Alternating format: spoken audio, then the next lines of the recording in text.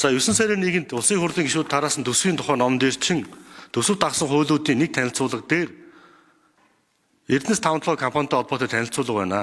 Үүн дээр тухайлбал 1 тэрбум ам долларын үнийн дүнтэй 3-5 удаагийн нүүрсний том арилжааг амжилттай зохион байгуулаад дэнчин хэлбээр 250-аас 300 орчим тэрбум ам долларыг Монгол улсад татан төлрүүлэх боломжтой гэсэн байна. Тэрбум доллар шүү. 250-аас 300.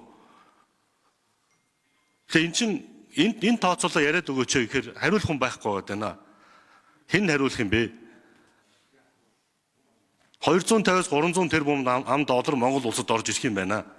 Яаж? Ямар тооцоолоор?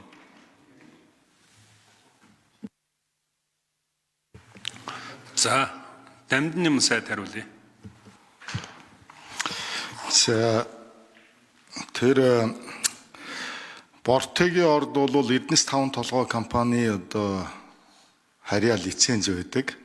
За, энэ ордын төрийн эзэмшлийн одоо хувийг хэрэгжүүлдэг газар, засгийн газрыг хэрэглэх газар байдаг.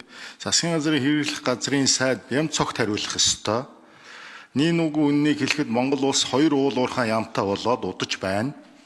Эрхэм гишүүд бас энэ зовлонг ойлгож аж үйлдвэр эрдэс баялагын яам буюу уул уурхайн салбар хариуцж байгаа сайдаас Эрдэнэс Монгол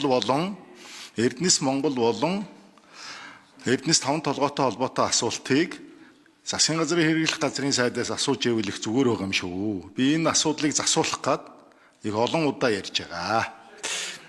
За, тэр Бортегтэй холбоотой асуудал. За, алттай холбоотой асуудал дээр би бас хэлье.